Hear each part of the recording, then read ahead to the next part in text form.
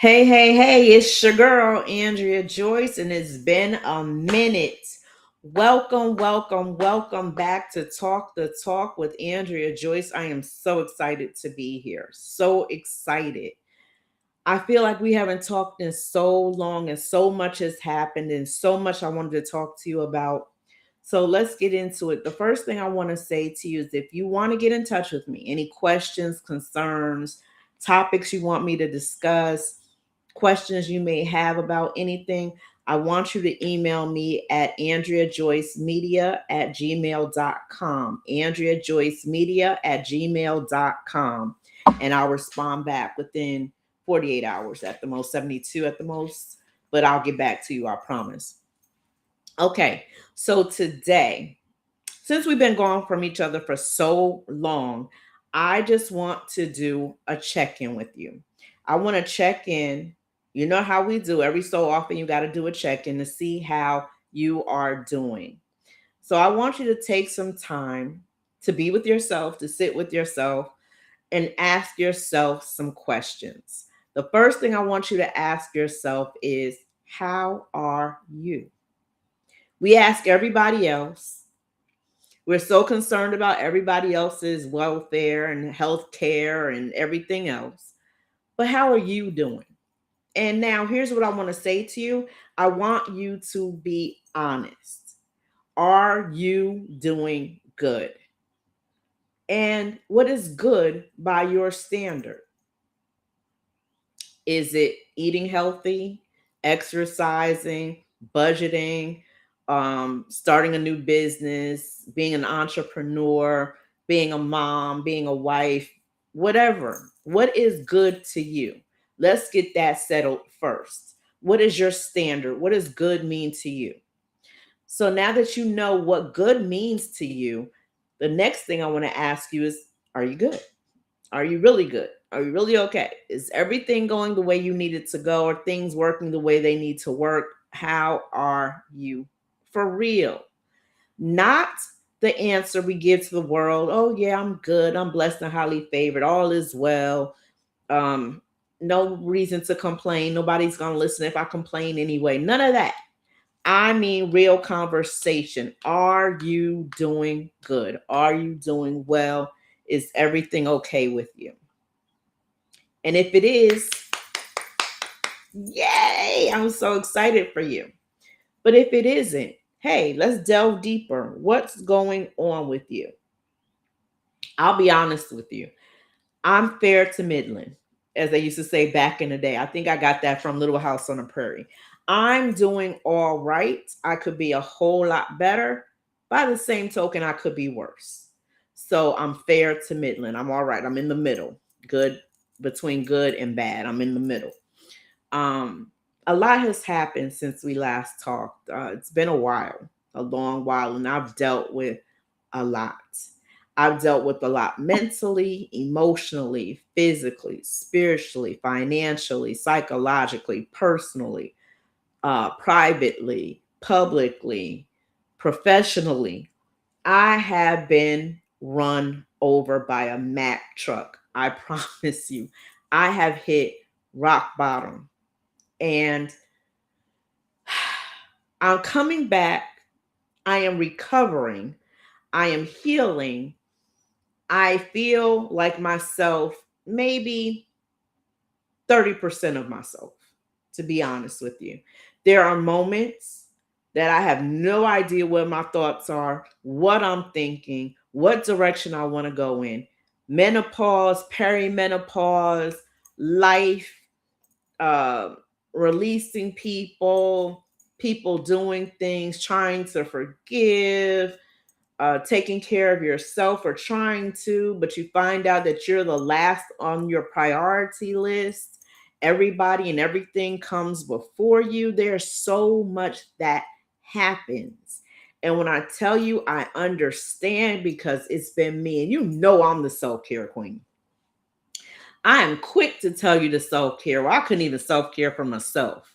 And that's just real and that's just honest. So much was happening. I didn't even have a minute for me.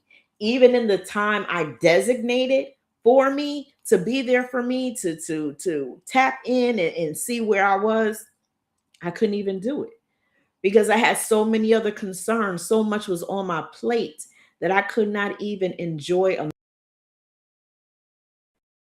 for myself. What really made me sad was because gifts.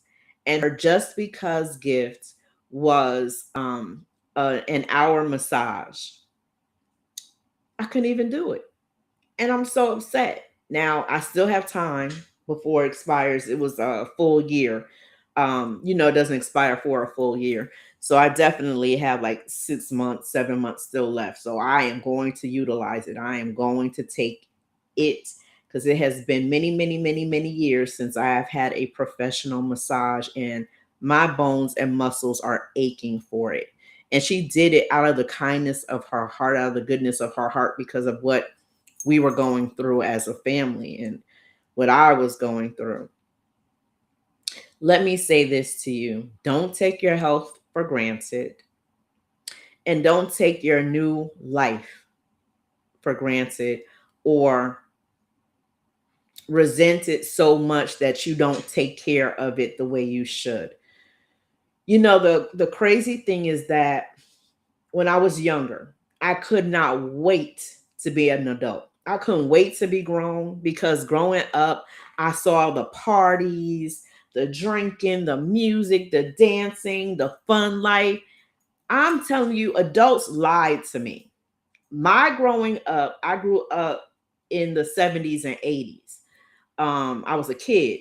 And so my family would have parties. They would have um, card parties, Pacino parties where they were dancing to music. It would be dance competitions. It would be all of this fun stuff they were doing. And I just could not wait for the day that I, Andrea Joyce, could be partying like a rock star, hosting parties, going to parties, playing spades, playing big whist, hosting dinners, and oh, I just couldn't wait. You couldn't tell me I wasn't gonna have fun as an adult until I became an adult, grown, and on my own. I moved from Patterson at the age of 26. No, 24. I always confuse when I moved to Atlanta because I always confused how old I was when I had a child. We moved to Atlanta, just me and my oldest, at the age of 24. So that was the first official time that I was on my own. And it was rough. I want you to think back to the first time you were officially on your own. Because that's really, what do they say, when you're grown, you're on your own? Um, I don't agree with the you don't need a loan, because we all need help from time to time. But when you are on your own is when I feel like you're grown, because you don't have to answer to anybody except for your landlord if your rent is late or if you have problems or issues or whatever. But you're not answering to an adult in your life like a parent or a sibling or an aunt or a grandparent. You're on your own. So you are now the head of your household. I want you to think back to the first time you were the head of your household.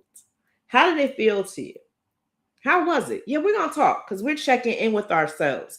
For me, I was scared and confused.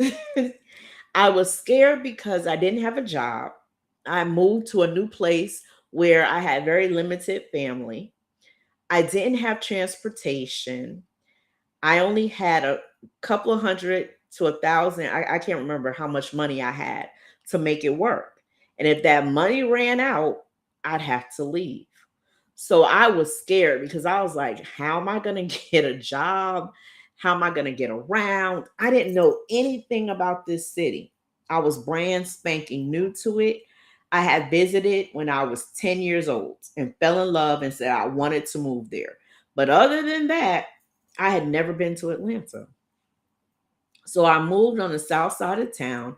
Thankfully, I had an uncle who lived in Atlanta who had a hookup and was able to get me in because I never had an apartment in my name. I had never rented before. I didn't understand what you had to do. So the property manager was very kind and she helped me and everything. And so I got settled in, but I was alone, just me and my 2-year-old. I remember being in the apartment. I had no furniture. I just had boxes that were going to be shipped to me that had like dishes in them, pots that my aunts had given me, clothes, some of my daughter's toys and things like that. I think a television, my radio, telephone, maybe. I think that's it. I really didn't have much when I moved to Atlanta. And so I really was starting with nothing. Remember now, being an adult, all I saw or I thought was party, party, party, having fun, having a good time. And here I am in an apartment. I don't know how I'm going to pay the bill for the first time since I was 14, not working, not having a job. I've always had a job since the age of 13, actually, because I was what do you call it? A camp counselor at 13. But I always say McDonald's was my first official job at 14, but it was really 13. This is the first time I didn't have a job. And I'm somewhere I don't even know how to get around. I don't know the buses. I don't know the train. I don't know how anything works in Atlanta. I literally had to find every accident. So I was scared. I feel like, you ever watch the Mary Tyler Moore show when she like turns around and throws her hat? I kind of felt like that because it was like, what is this place? Where am I? What's happening? What's going on? I had no clue and no idea. The reason I bring that up is because that's how I felt the last year. Since 2025, the beginning of 2025, I feel like, where am I? What's going on? What's the next step? What do I do? How do I move? How do I maneuver? How? I was so lost. I don't know if you feel or have ever felt like this, but I actually felt lost. With all the knowledge and wisdom and the conversations with God and the prayer and the people in my eye, was lost. Can I tell you something? That's how I felt all of 2025. And then the beginning of 2026, not only did I feel lost, but I felt like the walls were closing in on me. Like life as I knew it was over. I didn't know whether I was going or coming. I didn't know if I wanted to go or come. I didn't know if I wanted the situation anymore. I didn't know if I wanted to strike out. I was so depressed. Can I be real with you? In 2025, I was angry and numb for the majority of it. I had good moments, don't get me wrong. I had celebrations, good things happening, excited about, but I had a lot of anger and I was numb. I was on automatic pilot. So imagine being on automatic pilot, being numb, but you know you're angry. You're bitter about some things. Some things have happened and you just like are ready for war. You got your fists up and you ready, right? And then you have moments of self where your body isn't working the way it used to work. You're starting to feel aches in places you never felt aches before. And you don't even realize with everything happening that you pick up weight, almost 20 pounds. It was a lot for me last year. But this year, the numbness went away. One thing I'll say about being numb, it protects you. Even as you may have other feelings and other emotions, it protects you. So when that numbness goes away and you get to feel the raw, unadulterated feelings and emotions, oh, it ain't nothing to play with. Oh my gosh, I felt every emotion. I felt every feeling and I was shook. I couldn't handle it. The rawness, the realness, the strength of these feelings and emotions. And I just was like, I couldn't breathe. And I'm like, life is really lifing, and I can't get off of it. I can't take a time out. The numbness is gone, so there's no more time out. And I was trying so hard to do the right thing for other people, but it was the wrong thing for me. I didn't realize that between then and last year, I had changed. And this change, this metamorphosis I was going through was demanding that I stick up for myself, that I prioritize myself, that I place myself first for once. And it was so uncomfortable. Because remember, I used to deal with people pleasing, right? So I stopped people pleasing, but I still didn't prioritize myself. I kept saying it. I talked the good talk, I talked a good game, but I still wasn't prioritizing myself. I still was putting others and others' needs ahead of mine and not wanting to hurt anybody. But in the process, because I wasn't prioritizing my real feelings, I was hurting people. And I finally became irritated, agitated, frustrated. I was all the aids you can imagine because I'm like, why do I have to feel guilty about having feelings? And my youngest daughter helped me realize something. She said, there's no guilt in you having your feelings and emotions. Just be honest about them. And being a Libra, and we don't go into zodiacs. I always say this is not a thing, but there's certain things that are just true to people born at a certain time of the year. We don't like confrontation. Even though we will go to war and cut you down, we will just behead you, just take your liver, your heart, and smash it in order to have peace. But we hate confrontation. We don't want to feel like we have to walk on eggshells.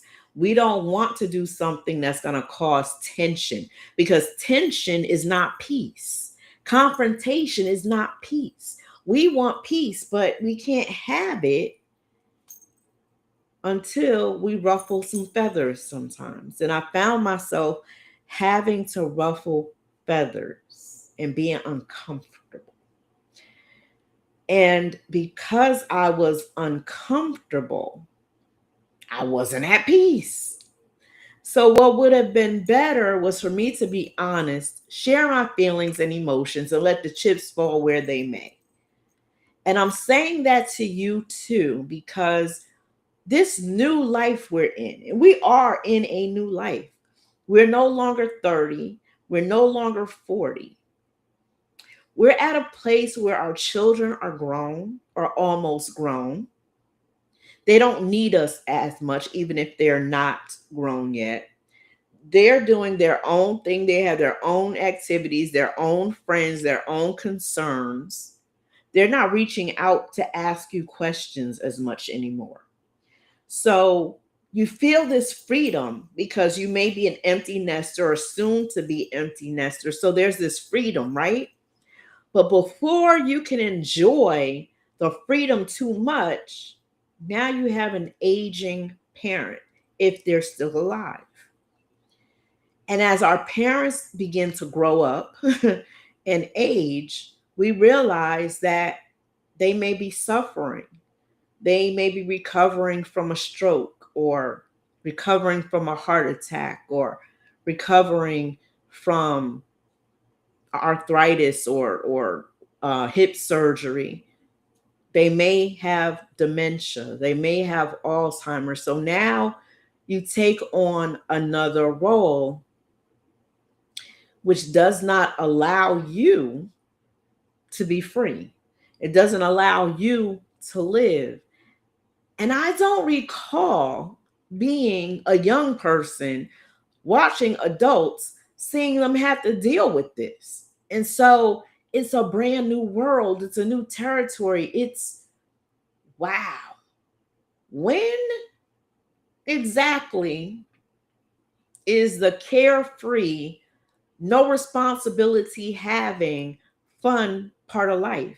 You know what I realized? I was talking to my best friend, and I have two really, really, really best friends. And then I have friends that are best. Okay. Um, I'm blessed to have women in my life that really care about me and are concerned, and vice versa, because I care the heck out of them. But I was talking to one and I said, Bestie, when is the last time you had fun? I even reached out to my sister and I asked her, I said, Sis, when's the last time you had fun? My sister was like, Fun, what's that? My best friend was like, I don't even, I don't know.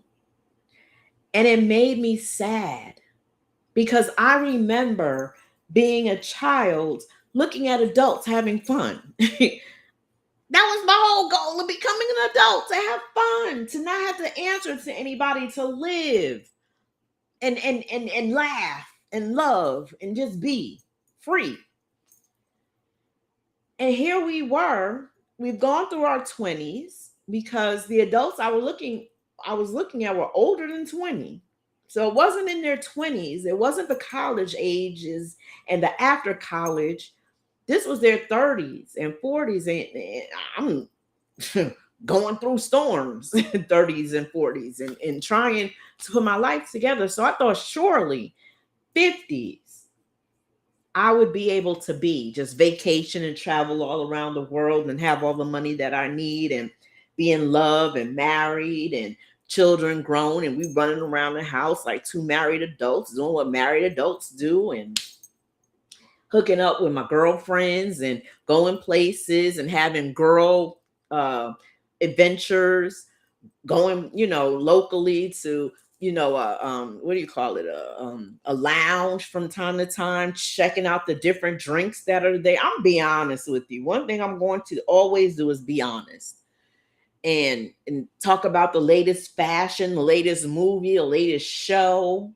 Your kids good, my kids good. Okay, move on, because we ain't, our lives are not about our kids anymore. Our lives are not about our hubbies anymore. Did I miss something? Because where's that? My children are grown and I don't have that responsibility. They wanted to stay in Atlanta and be to themselves, do their own thing. I moved away. I needed a new life because Atlanta had lost whatever it had that I had for it was gone. With all the influx of people and all the traffic, I was angry more than I was calm. And I was like, it's time to go. And so I'm thinking, all right, woohoo, I'm grown. I'm on my own, no kids. I'm single, no kids, an adult. And before I could even enjoy it, I had to become a caregiver. And I would never, ever complain because I'm grateful that my mother is alive. I'm so grateful. But nobody told me how hard it would be. And I've had family, thank God, that I could call and talk to because they've experienced this with their own mothers. So I could call my sister, um, because we have the same dad, different mom, and her mom was my stepmom. We hate that word so much, um, but she cared for her until her dying breath. And so I have a cousin who's more like a sister than a cousin who dealt with her grandmother. I have another cousin, just these are my sisters, right? Who dealt with her mother, being her caregiver. And so I'm able, thank God, to talk to them.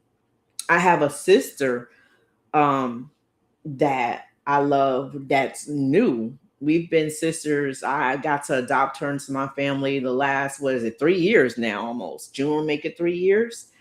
Who dealt very similarly to what I dealt with her mom and Alzheimer's. And so thank God for these four women that I can call, because dealing with a parent that has an illness is not easy. I'm grateful because I have my kids who help me. They're there more than I am. They help me because I would be no good.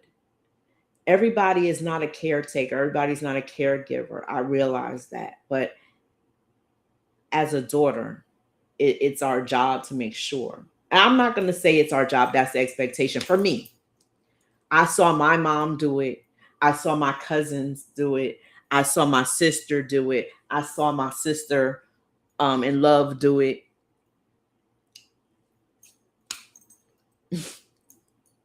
But it's hard. And you lose yourself sometimes. So you need some way, because when you have moments away, you're still not prioritizing yourself. You're catching up with life that you put on pause to care for someone else. It's not easy. And the way it came about was totally different than I would have imagined. So I had to deal with emotions based on how it came to be. And like I said, I was angry a lot last year. This year, I don't have that numbness to cover.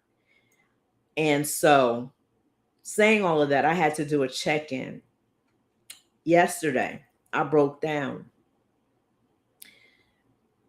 No one wants to see their parent suffer with any sickness, any illness, anything. We want them to be perfect. We don't want to lose them. Cancer is a MF. I'm not going to say the words, but it is. I hate cancer. Um, Unfortunately, I've lost many family members to cancer, and it angers me. I hate it. I wish they would find a cure immediately. But for as bad as cancer is, I think Alzheimer's and dementia are worse because it robs them of their brain power, their mentality, their memory. And it's sad. It's so sad. I just broke thinking about how someone could be full of life and robust, the queen of her castle, slaying dragons, just on fire, just independent, and how this illness can rob them of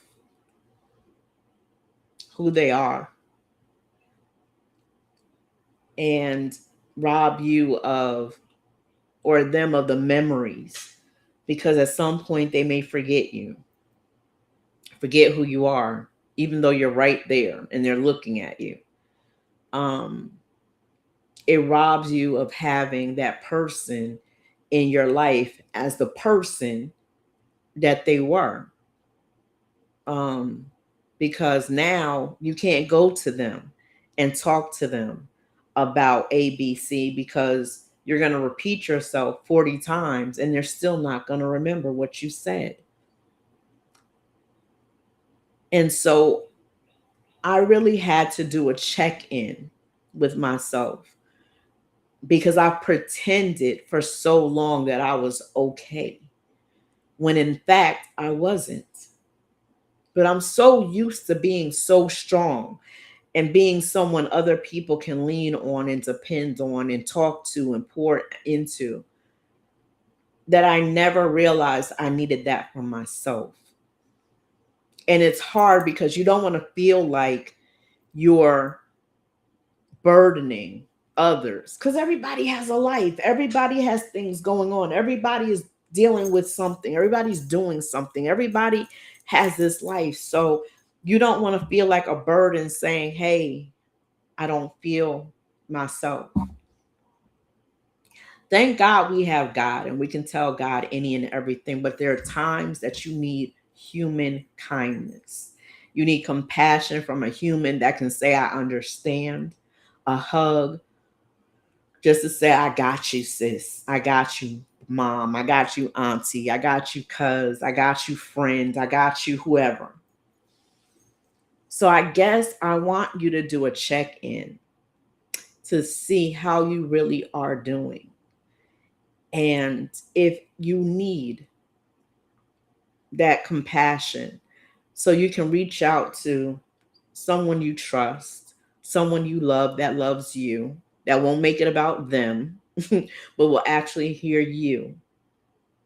So you can let that go and release, because that's a stress and a tension that will cause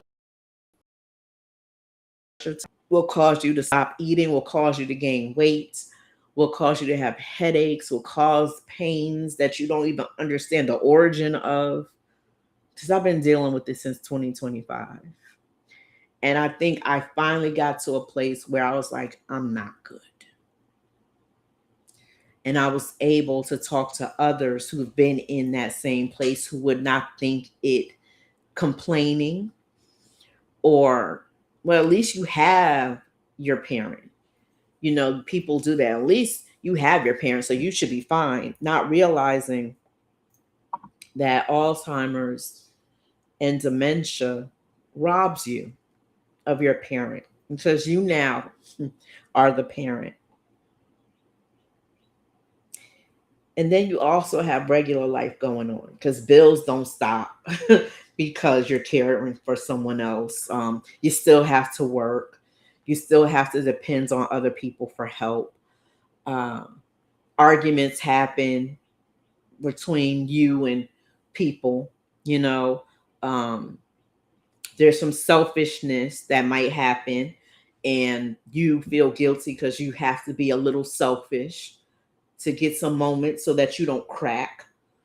um, Life is still happening, even as you have to maneuver through this new era, this new life that we're in.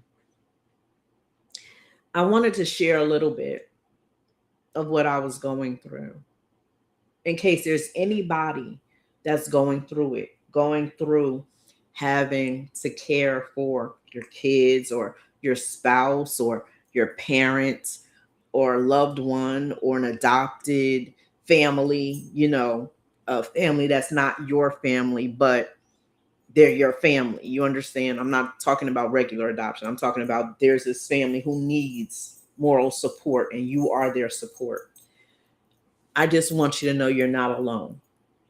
And I want you to take care of yourself. That means I need you to go to the doctor. Do you realize I had not been to the doctor in over a year? Forgetting appointments or having to reschedule appointments. And I got fussed out, and I was deserving of that fuss out, because here's the thing. If you don't take care of you, you're not going to be around to help other people. So we're expending all our energy and time and money and health for others, but not giving it to us. And if we're sick, there's nobody that can take care of them. Remember, I always say you cannot pour from an empty cup. You can't. There's nothing left.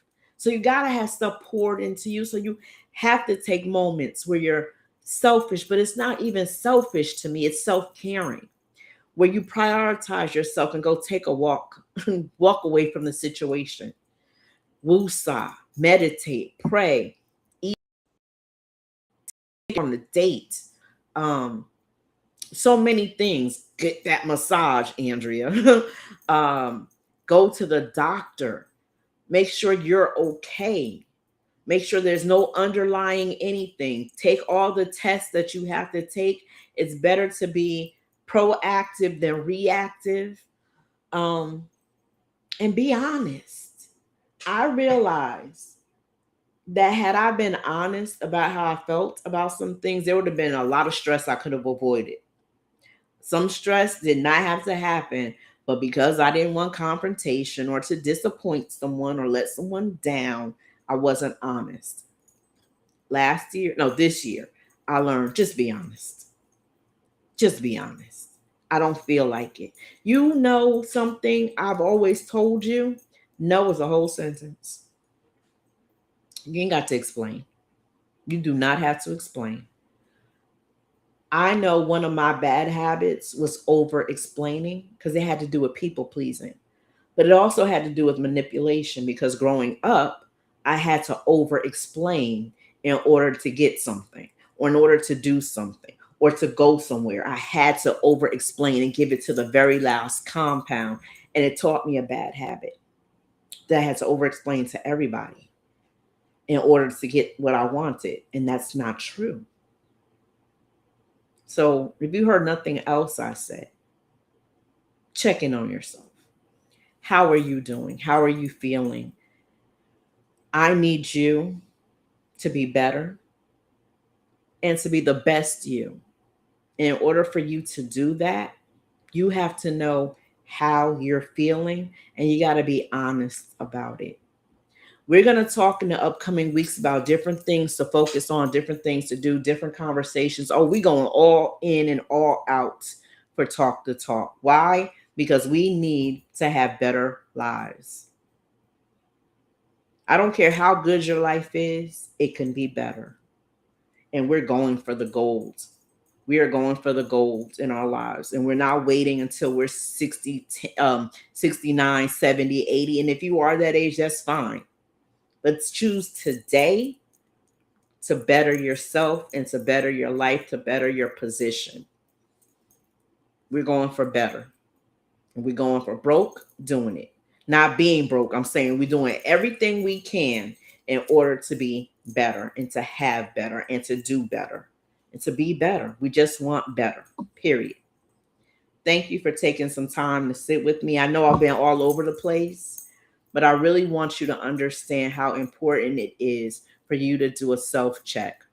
Check your temperature, check how you're really feeling. It's no more time to pretend, it's no more time to not want to walk on people's feelings and emotions and walk on eggshells. We're not doing that anymore. We done been through it. We are grown now. And now it's the time that we've got to prioritize ourselves sometimes. I didn't say every day. We're not trying to be selfish, but we need to be a little less selfless. We need to give more to ourselves because we give to everybody else. It's time for us to have for us too. Okay? All right, I'll see you next time. It's your girl, Andrea Joyce. Remember to love what you do what you love, and always keep